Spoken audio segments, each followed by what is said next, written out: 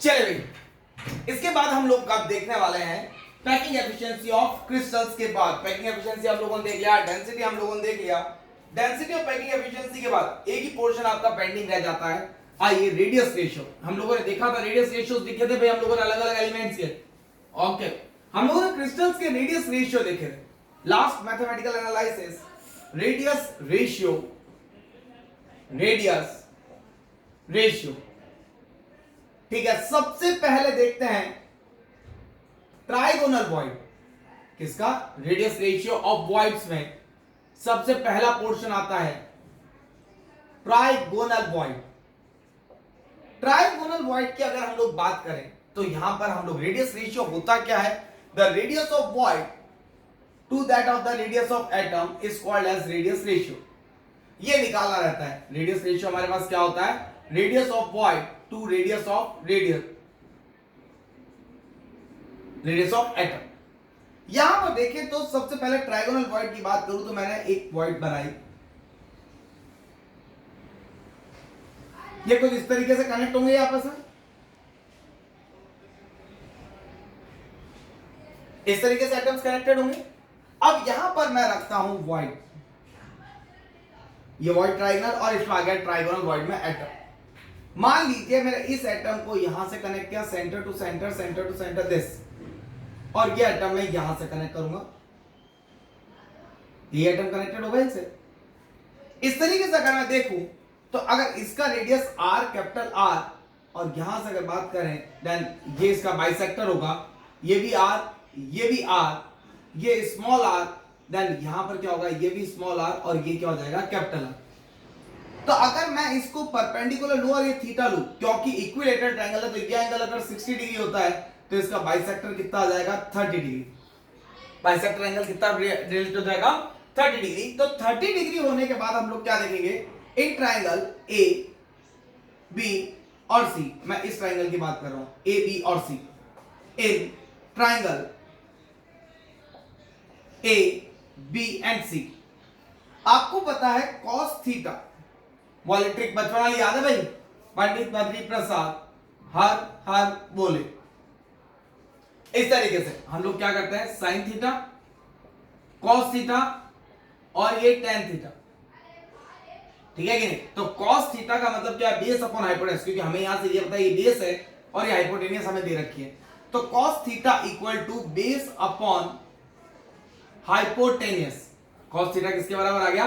Base upon hypotenuse के बराबर। Theta कितना? 30 degree, then cos 30 degree equal to base कितना है आपके पास? r अपॉन हाइपोटेन्यूस कितना है? r plus r। बेस कितना है? r और हाइपोटेन्यूस कितना है? r plus r। What is the value of cos 30? यहां पर आप cos 30 की वैल्यू रखेंगे, बोलेंगे फटाफट cos 30। अगर आपको नहीं आती वैल्यूज निकालना तो आप निकाल भी सकते हैं। कैसे? 0, 1, 2, 3 और 4, बचपन की ट्रिग्नोमेट्री की ट्रिक याद है भाई? 0, 1, 2, 3 और 4 अपॉन 4 अपॉन 4 अपॉन 4 अपॉन 4 और upon 4, then root root root root and root. Clear है? 0 डिग्री, 30 डिग्री, 45 डिग्री, 60 डिग्री और 90 डिग्री, यही वैल्यूज होती थी। ये पहली वैल्यू आएगी साइन की, देन 0, 1/2, 1/√2। क्लियर है? देन अगर बात करें तो यहां से √3/2 और ये कितना आ जाएगा? 1। cos की वैल्यू रिवर्स कर दीजिए इसको, 1, √3/2, 1/√2, 1/2 और कितना हो जाएगा? 0। तो cos 30 डिग्री कितना आ गया? √3/2। cos 30 डिग्री कितना आ गया आपका? √3/2। ये तो मैंने एक ट्रिक बता दी आपको जो कि आपके काम आ सकती है, तो कहीं भी हम लोग इसको यूज कर सकते हैं। तो cos 30 डिग्री कितना आ गया? √3/2।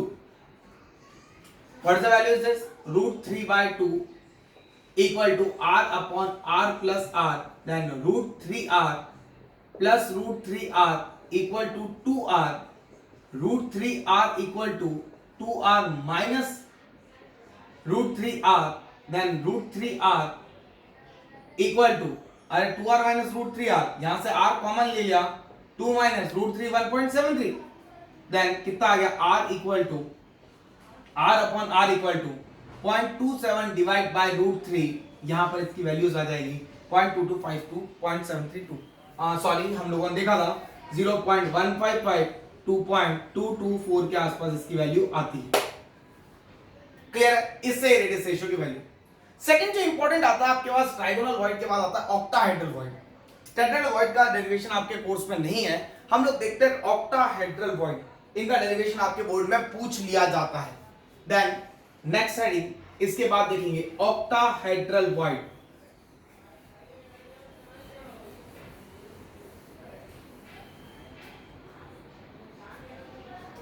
Second portion is the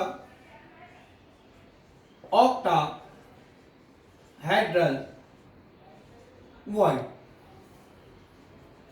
What is octahedral void? Octahedral void बनती है हमारे पास 3:3 रेशियो से।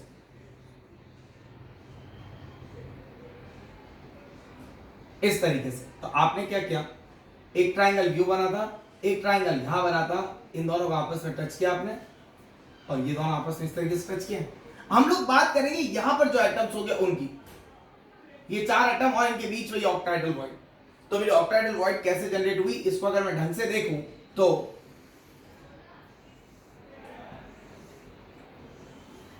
दिस साइड ये तो होगा आपका रेडियस ऑफ एटम्स, और यहां पर मैं रखता हूं void.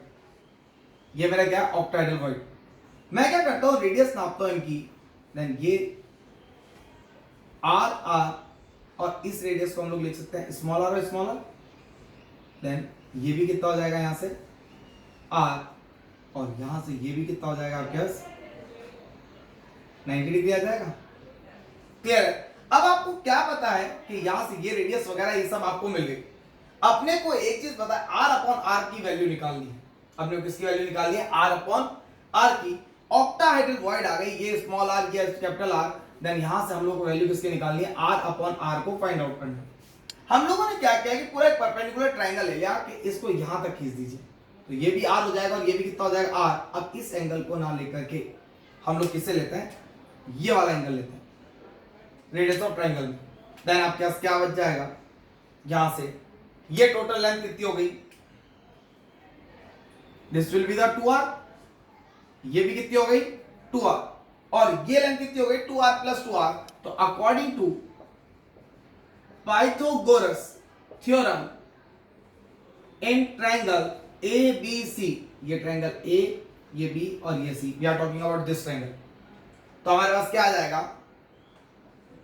AB square equal to AC square plus BC square. I hope आप सभी को समझ में आ गया होगा। What is the value of AB square, AB square 2r plus 2r का whole square equal to 2r का स्क्वायर प्लस 2r का स्क्वायर। इसको देखें तो 2r प्लस 2r का whole square equal to 4r square plus 4r square, then 2r plus 2r का whole square equal to 8r square. अभी तक आप कोई भी कॉलम ओपन नहीं करेंगे, ध्यान रखें कैसे करना है। देन 2r प्लस 2r का whole square equal to 2 root 2r का square, cancel out the squares. Then 2r plus 2r किसके बराबर, 2 रूट 2r, देन किसके बराबर आएगा 2r minus 2 root 2r equal to 2r। Then यहां से किसके बराबर आ जाएगा, r यहां से कॉमन लिया, 2 minus, then sorry 2r common ले लेते हैं हम लोग यहां से, then 1 minus root 2 equal to 2r, 2 से ये 2 cancel, then 1 minus 1.414 equal to r upon r। Answer r upon r equal to 0.414। ये हम लोगों ने प्रूव किया था, हम लोगों ने बता रखा रेडियस ऑफ एटम। ये था डेरिवेशन आपका ऑक्टाहेड्रल वॉइड का। इन दोनों का हम लोगों ने डेरिवेशन देखा है, कैसे निकालते हैं, ट्रायंगल कैसे लेते हैं, किस तरीके से हम लोगों ने मेजर किया। क्लियर है? ये थी मेरी क्लास आपकी मैथमेटिकल एनालिसिस पे। नेक्स्ट टॉपिक्स हम लोग देखेंगे defect of crystal, one of the last topic of the solid state, और इसके बाद हमारा सॉलिड स्टेट लगभग पूरा कंप्लीट हो जाएगा। Thank you so much for attending my lecture. Have a nice day to all of you.